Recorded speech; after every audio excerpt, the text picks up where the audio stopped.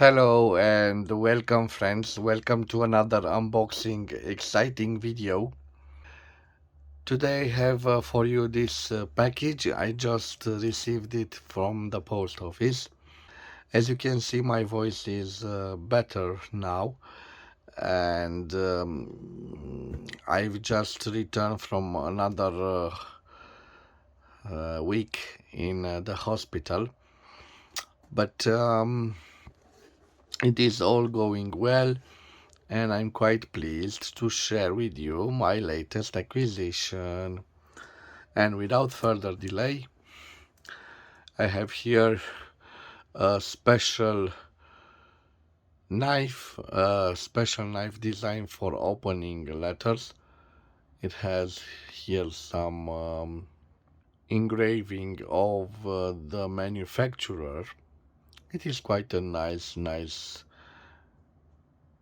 blade used to open envelopes.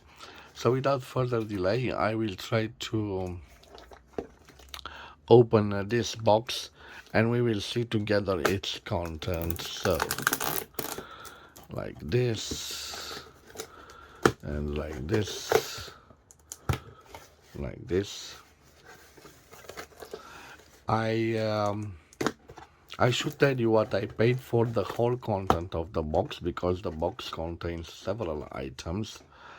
So I paid for the content of the box 200 lays, which means I paid around 40.40 euros or 45.71 American dollars. And let's see its content. So we have wrapped in bubbles. Let me show. Okay, I took them all, the content. This is the content of the box. I will leave the box aside. And let me start with this item. So this is a deep pen. In fact, it is a LNC Hardmouth number 113. This green almost fooled me because I thought it was a Faber-Castell, but instead it's this manufacturer with this interesting nib. I repeat, this is a deep pen, so it's not a fountain pen. It doesn't contain its own reserve, so you must dip it in an inkwell, and I have an inkwell right over here, so you dip it. Of course, the ink is designed specially for deep pens, so be careful when you have ink specially designed for deep pens. Don't put it in a fountain pen because in time you will need to clean that fountain pen, and sometimes the fountain pen can easily be broken if you use the wrong type of ink. So this one and the nibs here, there are several type of nibs, and maybe I will do a separate video where I will show them different type of nibs. I must tell you that nowadays I am preparing for a great video on how to use deep pens, and I'm trying to gather as much as I can about deep pens, different type of nibs. Again, it is a whole universe for me. As you can see, quite diverse these nibs. Maybe at the end of the video we will see the nibs and I will tell you something about them. So, I paid for those two items 50 lays or 10.10 euros or 11.43 American dollars. So quite a reasonable price. Again, it was a package deal, so for all of them I told you I paid 200 lays.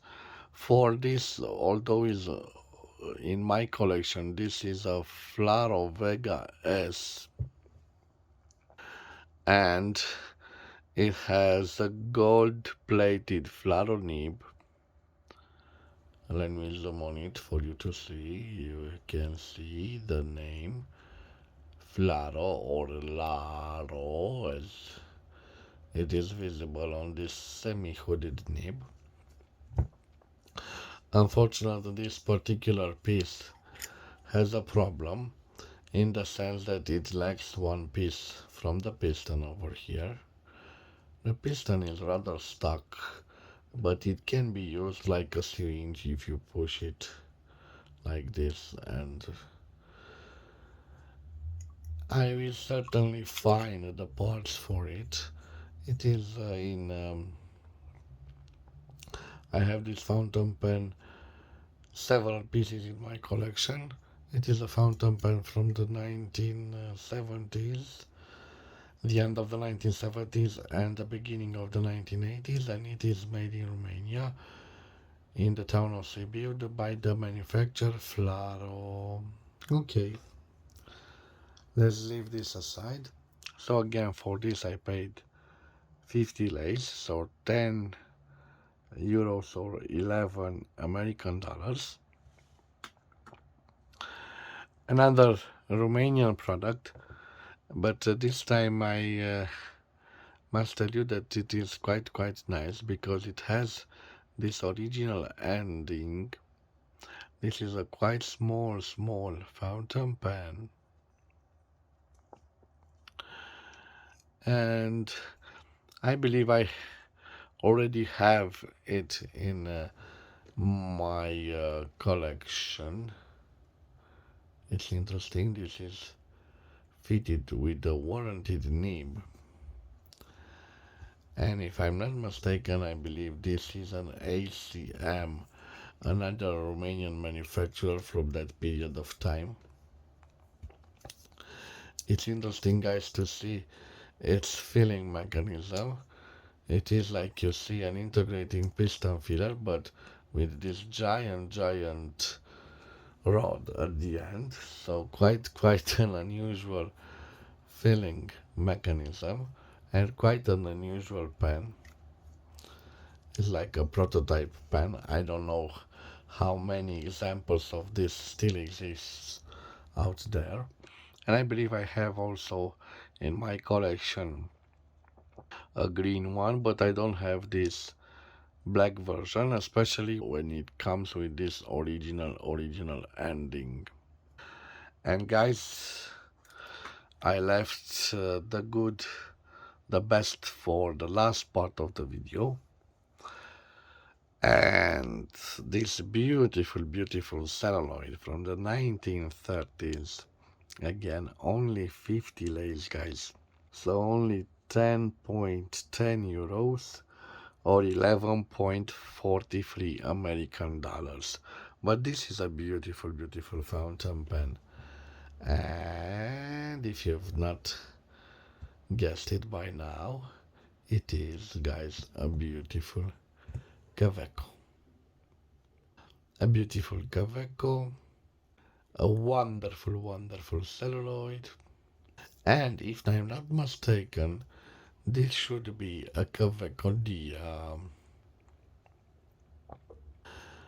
But you can see KAWECO, and here it is faded away. So KAWECO, and this has faded away. I'm not so sure about the model. There are no engravings. This is a button filler. Of course, the sack is calcinated, judging by the way it feels. I'm quite pleased to show you the original ebonite feed and the beautiful 14 karat KAWECO nib. Let me see. Look at this beautiful flex of this nib.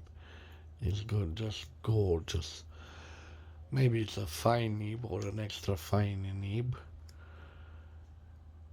This is a beautiful find, guys. And it's not a big fountain pen. In fact, I have here my Waterman.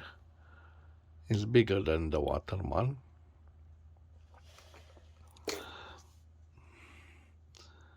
It is a nice fountain pen. This is made out of hard rubber, and the ending here of hard rubber, and this is celluloid. The clip is quite interesting because it has the shape of the KAWECO, but it has no imprints of the KAWECO. No visible markings. This is a wonderful piece, and I got it for a wonderful price. So this is my latest unboxing, guys, and I promised you that maybe at the ending I will show you some of these steel nibs, specially designed for dipped pens. And why not? I'm not trying to take up more of your time, but let me show them, let me show a few examples to you, because they are quite nicely shaped. So this is one of them, and I have others. Look at this beautiful thing. There are lots of models. Look at them. So they are quite unique. This is made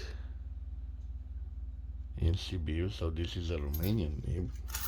But I believe I have also German-made nibs. Look at this beautiful piece. Whoa, quite strange. So they are quite strange, guys. And I'm just trying to see them all. Yes, they are quite interesting, as you can see right here. So some of them have these corroded parts, but most of them are in pretty good, nice shape. So it is an art, the dip pen, and guys, I am gathering enough materials to experiment with this interesting writing instrument. So before the fountain pen, they used this quite a lot, and I must tell you, it is quite an efficient writing instrument. Of course, also the ink, like I told you at the first part of the video, was specially designed. So if you dipped the pen in ink, you could write a long session of times before you needed to, let's say, refill it manually. But with the fountain pen, which has its own ink reservoir, although it is a small ink reservoir, it was an evolution from this old writing instrument. Another beautiful addition to my KAWECO collection, and as a matter of fact, I have all my KAWECO collection here, and I must tell you, this is one of the beautiful KAWECOs in my collection. It is an old model from the 1930s in celluloid, and I was fortunate enough to have the opportunity to acquire this fountain pen. So thank you guys for your viewing. I hope you did enjoy my unboxing. If you enjoyed this unboxing, please subscribe to my channel to support my activity. As always, I wish you to have a wonderful day wherever you are. Take care of yourself, guys, and God bless. Bye bye.